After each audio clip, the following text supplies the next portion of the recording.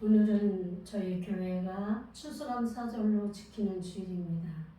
성경에는 초막절, 수장절, 장막절로 기록된 이날은 이스라엘 민족이 애굽에서 해방된 이후에 광야길을 지나 가나안 땅에 들어가기까지 하나님께서 보호하여 주셨음을 기억하며 감사하는 절기입니다. 또한 하나님께서 주신 은혜 가운데 얻어지게 되는 많은 수확물들에 대해 감사의 마음을 담는 절기이기도 합니다. 하나님께서는 모세를 통해 하나님의 말씀을 전하는데 바로 이스라엘 민족들이 살아가면서 하나님 앞에 지켜야 할 절기에 대한 말씀으로 마지막으로 이 초막절에 대해서 말씀하고 계십니다. 내용을 요약하자면 첫 번째는 일곱째 달 15날 그러니까 7월 15일에 초막절로 7일 동안 지키며 첫날은 성회로 모이고 아무 노동도 하지 말고 7일 동안 화제로 여호와께 드릴 것이며 여덟째 날에는 그때도 성회로 모이고 노동도 하지 말고 화제를 드리는데 일상에 지내던 제사와는 별도의 제물을 함께 드리라고 말씀하십니다. 그러니까 우리가 일상적으로 드리는 주일 헌금이나 감사 헌금이나 서원하며 드리는 서원 예물과는 별도로 더하여 드리라고 말씀하시는 것입니다. 두 번째는 같은 날 7월 15일은 모든 추수를 마감하는 날로 정하여 별도의 행할 일은 첫날에는 안식하고 아름다운 열매를 맺었던 과일나무 열매와 종려나무 가지와 신의 버들을 취하여 하나님 앞에서 즐거워하라고 하시면서 매년 이 절기를 대대로 지키라고 말씀하십니다.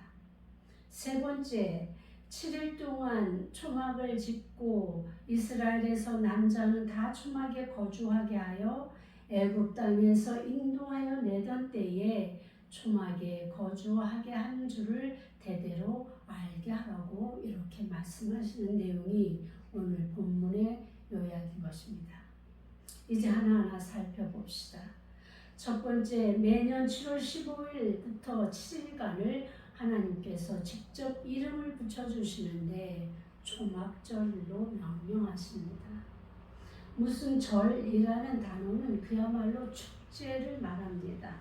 그래서 그 말 어원 자체가 뛰다, 춤추다, 긴 여행을 하다, 순례의 길을 가다라는 뜻을 포함하고 있습니다.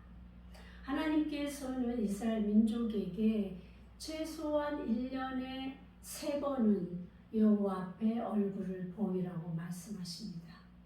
이날은 전국 각처에서 드리는 것이 아니라 예루살렘으로 모여서 이렇게 성전에 함께 모여서 하나님을 제사하라고 이렇게 말씀하신 것입니다.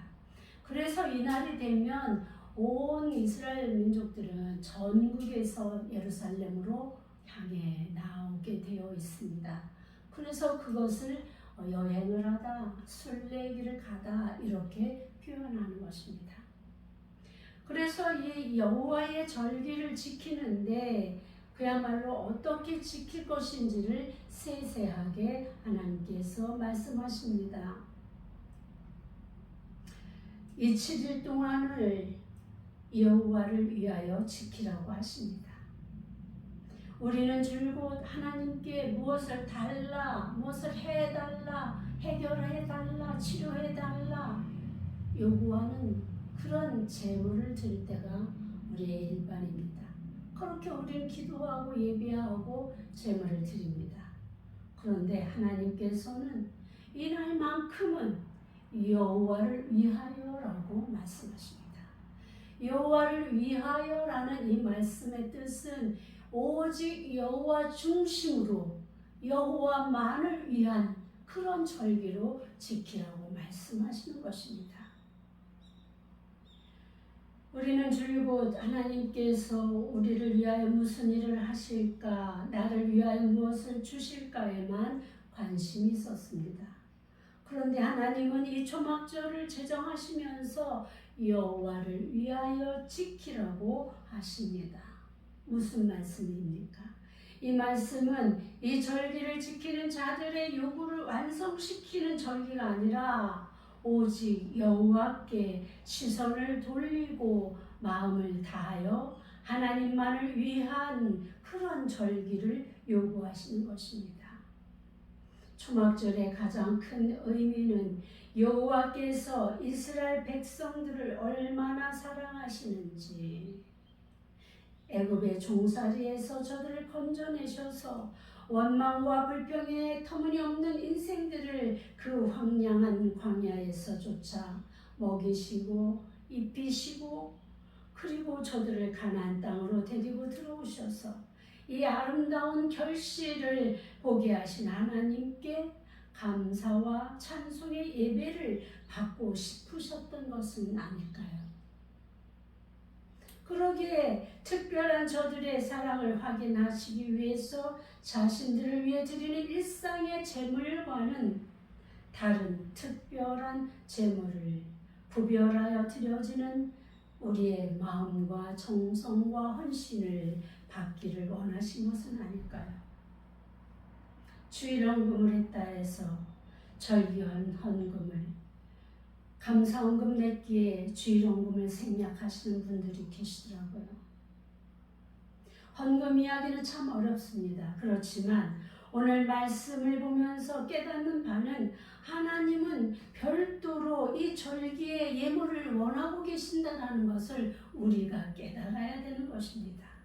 저야 자녀들에게는 아이들이 하나님께 당연히 드리게 하여서 하나님께 정말 복받는 인생, 감사하는 인생을 살기를 원하는 마음으로 아이들에게는 말하지만은 성도들에게는 이 헌금 이야기는 참으로 어려운 이야기입니다. 그래서 정말 안 하려고 애쓰지만 오늘 본문에서 분명히 하나님께서 말씀하신 것이 있으시기에 여러분 앞에 이 말씀을 드립니다. 하나님은 일상에 우리들이 원하는 것을 얻기 위해서 드려지는 그 헌금 외에 오직 이날은 하나님만을 생각하며 하나님께만 구별하여 드려지는 그 선물을 우리에게 요구하고 계신다는 것입니다. 하나님은 38절에 보니까 이는 여호와의 안식일 외에 너희의 헌물 외에 너희의 모든 서원 제물 외에 또 너희의 모든 자원 제물 외에 너희가 여호와께 드리는 것이니라 이렇게 말씀하고 있는 것입니다. 아마도 이 절기만큼은 하나님께서도 저들의 마음을 오직 하나님께로 향한 저들의 감사와 헌신을 받고 싶어 하신 것 같습니다. 성회란 거룩한 부름을 뜻합니다.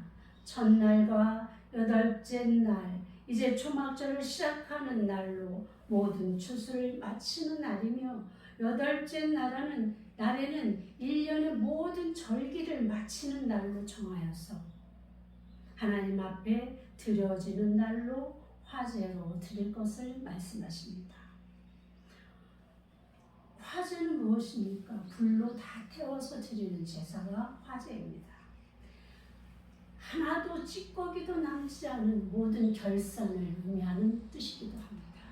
그래서 우리가 하나님께 감사의 마음과 이 모든 것들을 결산하는 그러한 절기로 우리는 정말 최선을 다해서 하나님 앞에 드려지는 날이기도 하는 것입니다.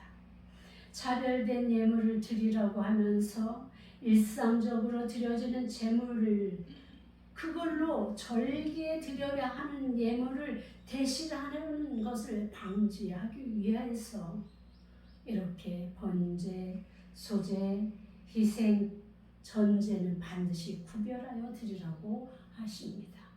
하나님만을 위한 진정한 감사의 제물을 원하시는 것입니다. 두 번째로 아름다운 나무 실과와 종려나무 가지와 신의 버들을 취하여 하나님 여호와 앞에서 즐거워하라고 하십니다. 이스라엘의 마지막 수확은 올리브와 포도입니다. 이미 곡식들은 추수하였고 나무에 달려있던 올리브와 포도를 수확하는 것으로 그것을 가지고 축제를 열으라고 말씀하십니다. 종려나무와 버두나무로 초막을 짓고 그곳에서 기쁨의 축제를 시작하라는 것입니다. 하나님 앞에서 하나님 주신 것으로 기쁨의 축제를 통해서 전 이스라엘이 하나님 주신 은혜를 감사하고 나누고 즐거워하라는 것입니다.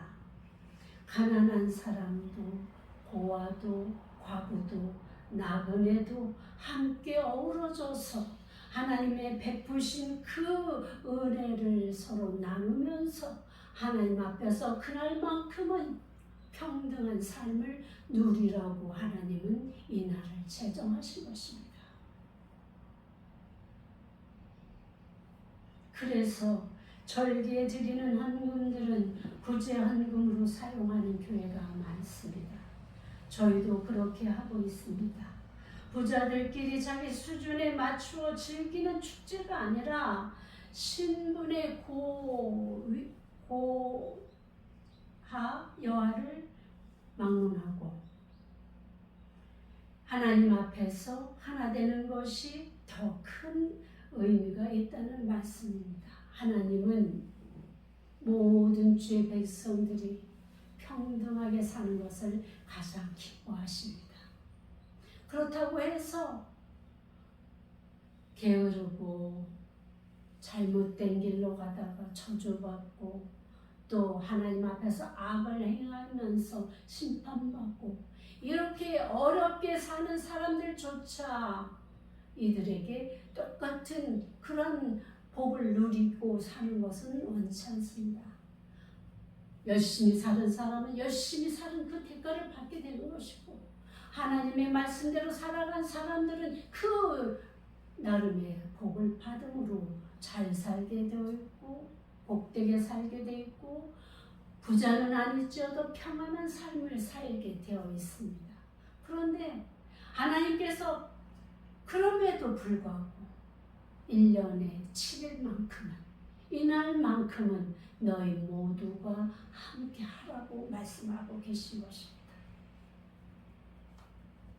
많은 사람들은 없는 사람들을 돌봐주고 그들의 먹을 음식을 내어주고 그들의 모든 것들을 공급해주면서 이것이 주님 주신 우리 하나님께서 자신들에게 주신 그 은혜요 복임을 고백하면서 그것을 전하는 그러한 날로 이렇게 하나님은 우리에게 정해주셨습니다.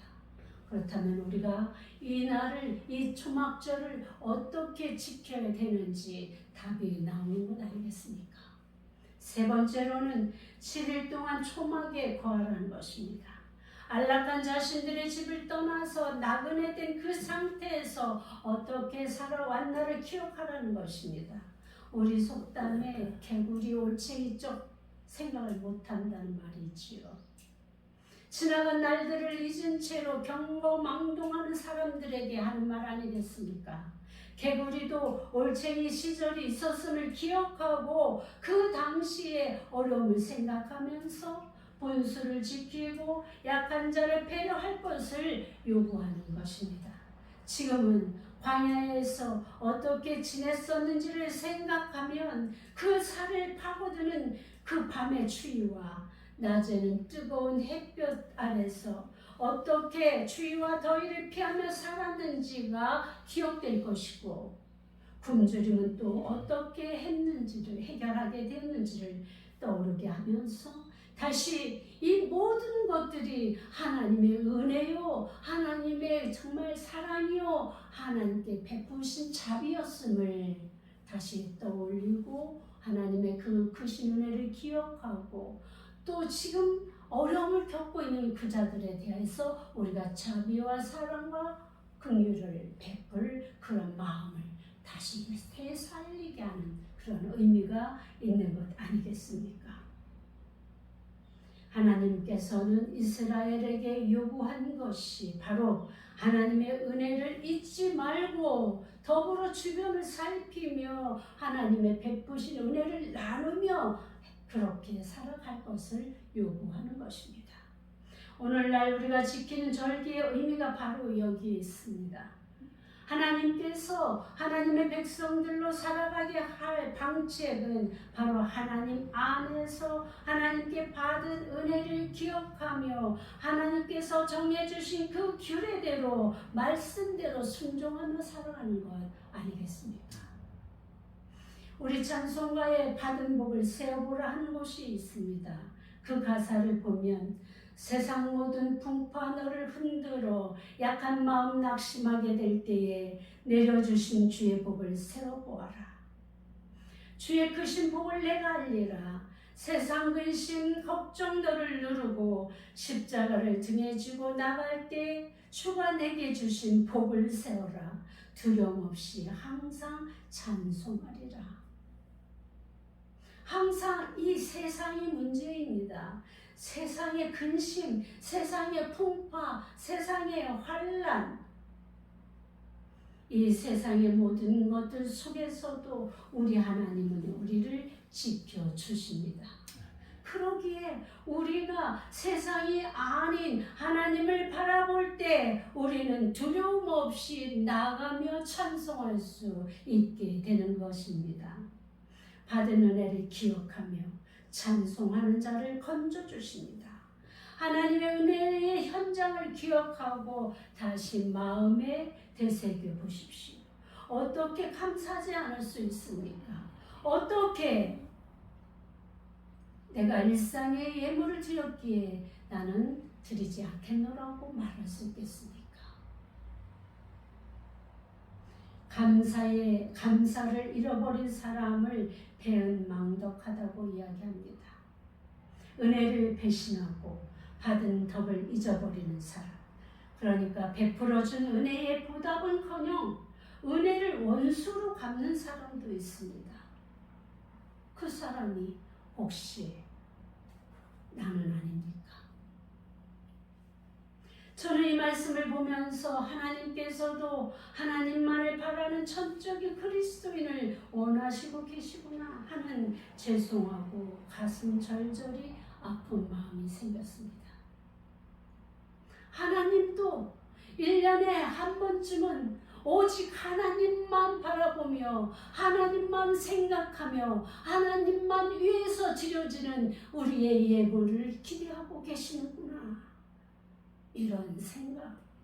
반대로 우리는 왜 날마다 우리만을 위한 것을 하나님 앞에 요구하였는가를 더불어 생각하면서 죄송한 마음이 금할 길이 없었습니다. 사랑하는 성도 여러분, 이제 우리는 하나님을 기쁘시게 해드리는 삶으로 나아갑시다. 특별히 요구하시지 않아도 나를 위한 제물이 아닌 전적으로 하나님만을 위한 기쁨의 제물을 드립시다. 이번에 저희 교회에서 준비하고 있는 찬양 콘서트가 바로 그런 의미를 담고 있습니다. 하나님께 선물을 드리고 싶은 그 마음의 감동이 와서 사람들에게 보여주기 위한 콘서트가 아니라 오직 우리 하나님만 바라며 하나님께 기쁨을 드리고 싶은, 그리고 하나님만을 위한 선물을 준비하여 드리고 싶다는 감동이 와서 저희가 함께 준비한 것입니다. 여기에 성도 여러분의 마음도 함께 담고 싶습니다. 한 마음으로 정성을 다하여 사랑하는 이를 위해 선물을 고르듯이 한 곡 한 곡 선곡하고 연습하여 하나님께 드리기를 기대하면서 준비하고 있는 모든 연주자들을 위해서 기도해 주십시오. 하나님께서 얼마나 기뻐하시겠습니까? 이렇게 하나된 마음으로 준비하여 드려지는 우리의 선물을 하나님께서 보석같이 여겨주시지 않겠습니까? 그 보석 하나하나에 우리의 마음과 우리의 이름을 새겨서 하나님을 향하는 그의 사랑을 담아서 우리 하나님께 올려드린다면 우리 하나님이 얼마나 기뻐하시겠습니까?